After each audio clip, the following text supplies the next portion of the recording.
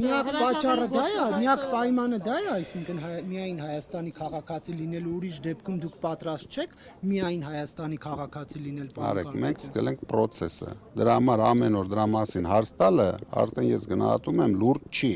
Ես չեմ կարող ձեզ ամեն օր նույն բանը ասել։ Դուք վերջնական պատասխան եք այդ հարցին, որ անտար չտանք, դիմումներ ներկայացրել եք։ Դե լսեք, վերջնական պատասխանեմ Վարդևանյան, թե չէ։ Որպեսզի ես կարողանամ հրաժարվեմ լիակատար, ինձ պետք է դատարանը բաց թողի, ես գնամ ամենակիչը այդ դեսպանատները, դիմում,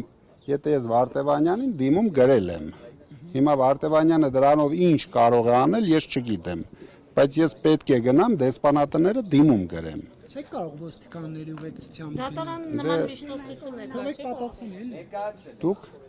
Դուք ներկա եք բոլոր դատական նիստերին, տեսնում եք բոլոր մեր պահանջները,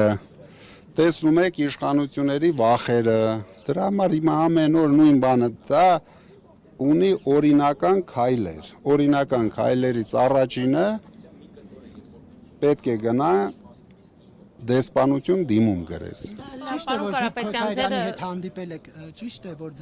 ձեր առաջարկից հետո, որ պետք է ընդդիմադիր դաշինք ձևավորվի։ Ում հետ եմ հանդիպել։ Հետո Ռոբերտ Քոչարյանի հետ Չէ, ես չեմ հանդիպել Քոչարյանի։ Ձեր գաղտնի պլանի մասին փոքր բացահայտեք, դա ինչ է ցածրում։ Գաղտնի կասեմ, գաղտնի պլանը գաղտնի են ասում, գաղտնի պլան չեմ բարձրաձայնում։ Պարոն Կարապետյան, այդ գաղտնի պլանի հետ կապված ժամանակին ձեր եկեղեցու պաշտպանության վերաբերյալ հայտարարությունը հիմք հանդիսացավ, որ կալանավորեն ձեր ձևով միջամտելու։ Հիմա էլ գաղտնի պլանի մասին եք խոսում։ Մտավախություն չկա, որ տնային կալանքից կտեղափոխվեք կրկին ԱԱԾ։ Հիմա ինձ ոչ մի մտավախություն չկա։ Մենք հիմա գլխավոր հարցը դրել ենք Նիկոլ Փաշինյանի հեռացումը։ Դա ինչքան ժամանակում է։ Հիմա նայեք, եթե մեզ դա չի հաջողվում, Փաշինյանը հեռացնում է 3 միլիոն հայ ժողովրդին Հայաստանից։ Հիմա դուք կողմնորոշվեք։ Ավելի լավ չի մենք իրեն հեռացնենք բոլորս միասին։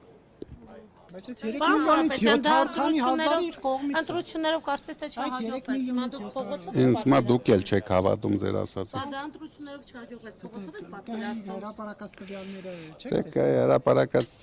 կայ նախագահի վիճակը նայեք սահմանադրական դատարան։ Դե նայեք գնահատեք։ Ես լավ չեմ գնահատում։ Պարոն Կարապետյան, ռուսական աջակցության մասին։ Իսկ ինչ գիտեք այն 300-ը մեզանից չեն գողացել։ Պետք է գնահատենք։ Իհարկե։ 1.5 միլիոնը օգնեց, որպեսզի Փաշինյանը դառնա վարչապետ։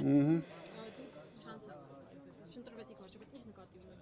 Ինչպես օգնեց։ Դե այդ հարցին պատասխանել եմ, խապեցին։ Ինչպես խփեց։ Հմուտ խապեցին։ Խոսք ենք դրել ձեզ ընտրելու, պարոն Կարապետյան։ Ոչ։ Պարոն Կարապետյան, այդ գաղտնի պլանը արդյոք փողոցային լայն գործողություններ պարունակում է, թե ոչ։ Նարեկ, ես արդեն ասել եմ, մեր հաջորդ քայլը սահմանադրականից հետո լինելու է համախմբելու ենք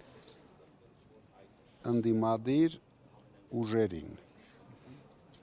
Քայլ եկեք ասեմ, հիմա համախմբելու ենք։ Դրանից հետո կլինի հաջորդ քայլը։ Դուք տեսնեք, միշտ հնարավոր է շատ ենք հանդիպելու այստեղ, դրա համար միշտ հնարավորություն Պարոն Կարապետյան, Քանի որ ռուսական աջակցության այս պատմությունը հասավ սահմանադրական դատարան եւ դատավորներից մեկը ինչ որ ակնարկով հասկացրեց, որ Ռուսաստանն էլ փաստացի աջակցել է քաղաքական ուժերից մեկին, ըստ երևույթին հավանաբար։ Ձեզ նկատի ունելով թե ուղիղ էլ ասած, կարծեմ, այդ աջակցությունը միֆ է, իրականություն է, ինչի մասին են խոսում բոլորը։ Դե դուք ներկա եք եղել ամբողջ process-ին, դուք տեսել եք ինչ որ աջակցություն, գոնե ամենամինիմում աջակցություն։ Ռուսական անձնագրովը ընտրություններին մասնակցողը դուք չէիք Վլադիմիր Պուտինի նշած, որ ասեց ունենք քաղաքացիներ եւ կուզեինք, որ իրենք մասնակցեին։ Ես չգիտեմ Վլադիմիր Պուտինը ինչ է ասել, ում է նկատի ունեցել, համենայն դեպս։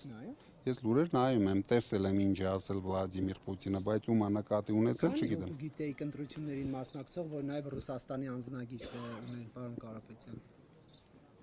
Միայն մեր կուսակցությունից երևի մի 20 հոգի ունեն։ Ռուսական անձնագիր։ Եվ նրանք տեխնացուներ էին։ Ոչ։ Ես էլ տեխնացու չեմ։ Պարոն